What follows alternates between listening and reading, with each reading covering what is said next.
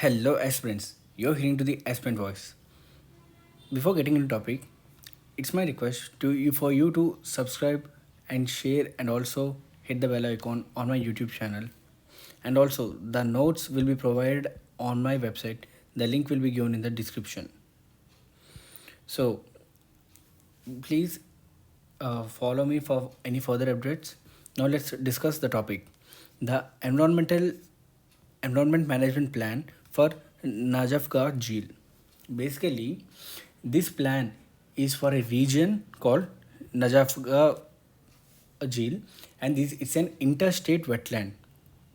So, interstate wetland it means that it is between two states, that is between Delhi and Haryana. So technically, Delhi is not in state; it's a union territory. But for understanding, it is an interstate, or you can say inter-union territory state. That's up to your wording. But technically, it is called interstate wetland. So recently, the National Green Tribunal has ordered for some environment management plan in this particular region. So basically, the National Wetland Authority, is going to take and in charge of it. I mean, they're going to take charge of it, and they will monitor the implementation of the action plans through the state wetland authorities. So what is the body? National Wetland Authority. So this is the body will monitor this particular management plan in the regions. So after that, now let's understand this, the context here.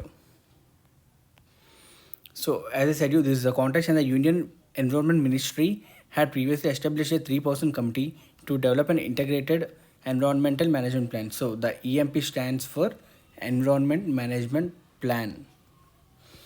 So that is the context of this thing. So now let's understand the environment management plan. So before that, let me explain you that wetlands management rules 2017. But management plan 2017 would make it a priority to notify the Najafgarh land and its surrounding areas. So this is wetland conversation. See, wetland conservation, conservation and management rules 2007. I'm sorry, my handwriting is a bit bad, but the topic is important, and I hope you're understanding it. So, wetlands and their zones, zone of influence. See, zone of influence. So, what is a zone of influence?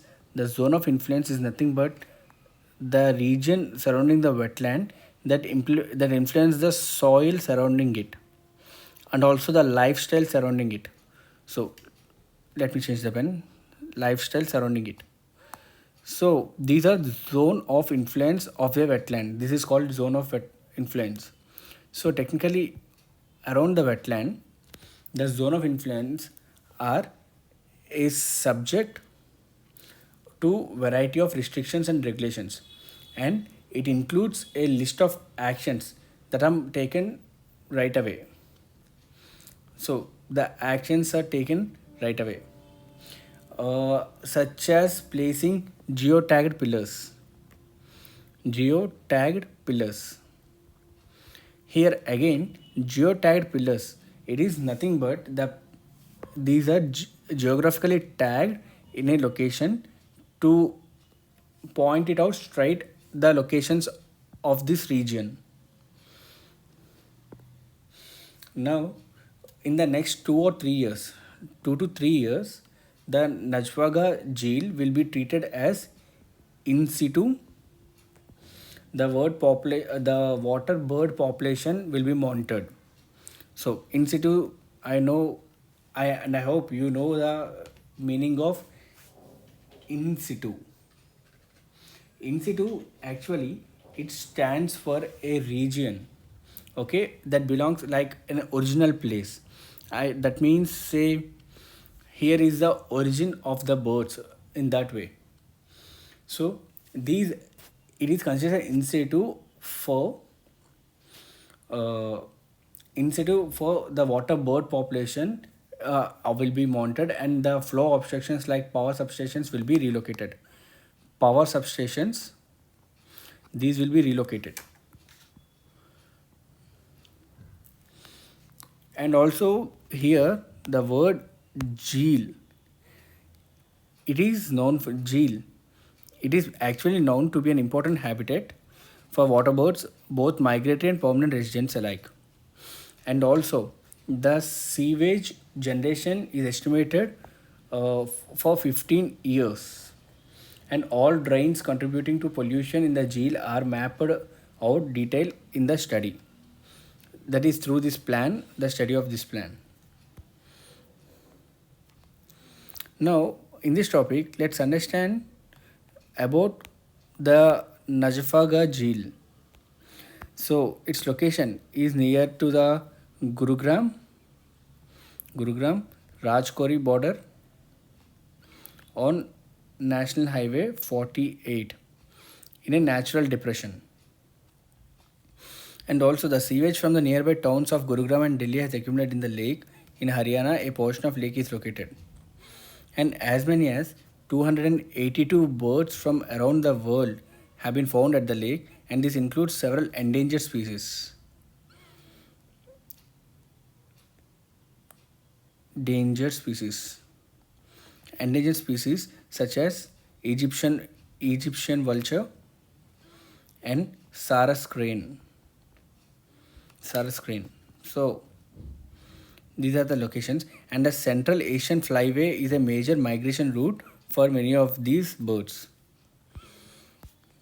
Now, let's understand about the significant related problems, significance, and National Green Tribunal. So, now let's discuss related problems. While we are discussing about related problems, it is important that the water body, let me change the pen again. Sorry. The water body that divides Delhi and Gurugram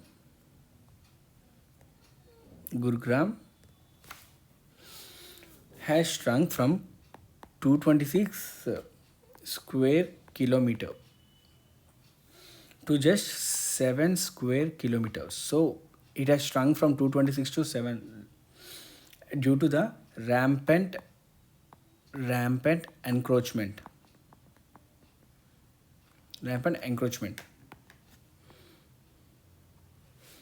Now, when this Jheel is restored, when it is restored, it is estimated that it will produce enough water to sustain 3.5 lakh people on an average per day.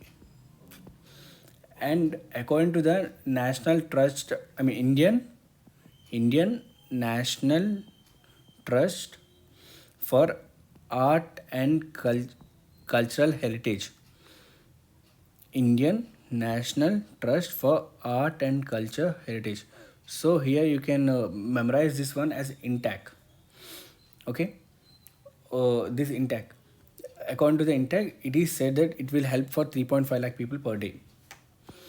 And also the Societies Registration Act, SRA, the Societies Registration Act 1860 recognize intact as a charitable trust, that is an NGO, NPO, non-profitable organization. So it's a charitable trust. In spite of providing a variety of services and protecting variety of the species habitats, Najafgarh Jheel has been heavily fragmented and transformed, including being built upon, used as a dump, and infested invasive plants and animals. So there are so many, due to the encroachment and due to the changes that have been done, there are so many invasive plants and animals have migrated to this region, and these particular migrated, the invasive plants and animals are not good for the environment. Now the Sahibi River, which once influenced by this Najafgarh Jheel, has been transformed into a drainage system. Drainage system. So Haryana and Delhi's neighboring settlements have been exposed to high risk of flooding and decreased groundwater level.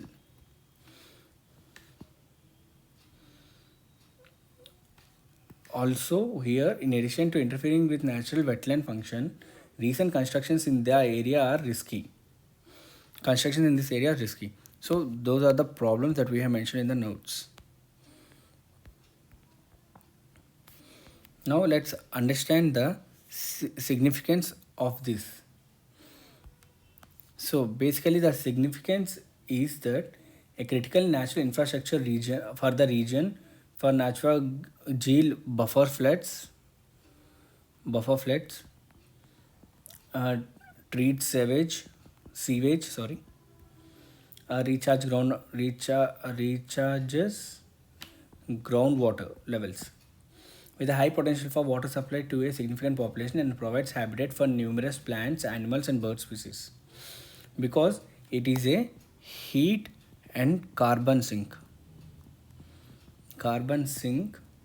It has the ability to control the microclimate.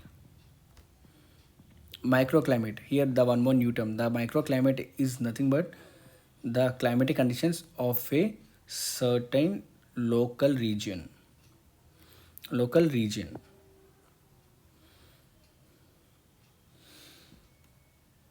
Now let's understand the National Green Tribunal because it is monitoring, right? So National Green Tribunal, basically, the tribunal is a quasi judiciary body. The specialized tribunal was created under NGT Act of 2010 in order to expeditiously resolve cases involving environmental protection and conservation of natural resources. And in addition to Australia and New Zealand, India is the first developing country to have established specialized environmental tribunal with NGT. Because of this special role granted by the NGT Act, the tribunal is now empowered to adjudicate on disputes that arise under 7 specific laws. And those laws are listed in the Schedule 1 of the Act, that are Environmental Protection Agency, EPA, Environmental Protection Agency, Environmental Health Safety, Biological Diversity. These are the main bodies under this. And the NGT meets 5 times a year. So basically, the National Green Tribunal meets 5 times a year,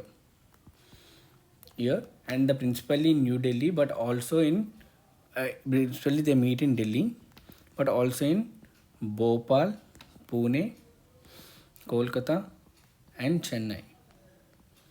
They meet. Now, finally, let's understand about the wetlands. As you may know, the environment and plant and animal life thrive in Wetland areas, and where water plays a major role. They are found in areas with a high water table or whether the land is submerged. A wetland is actually defined as lands transitioning between terrestrial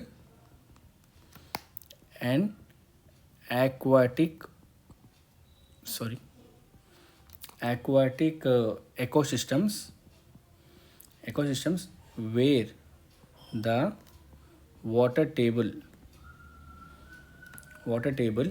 is usually at or near the surface or the land is covered by shallow waters. So basically this is the definition of a wetland, and of course everything will be given in the notes. Finally, it's a World Wetlands Day on February 2nd. Feb 2nd, World Wetlands Day is celebrated, and the Ramsar Convention on Wetlands was signed in uh, Ramsar, Iran. This is M, okay? Ramsar, Iran on Feb 2nd, 1971. So that's why Feb 2nd is considered as International Wetland Day or World Wetland Day. So this is the topic I have explained you, and this is the notes where every point is divided individually for better understanding. You can download this from the link that is provided in my description. Thank you. And also, please don't forget to like and subscribe, because I know there are so many members who are just watching but not subscribing. But yeah, you subscribing will be very helpful for me. Thank you.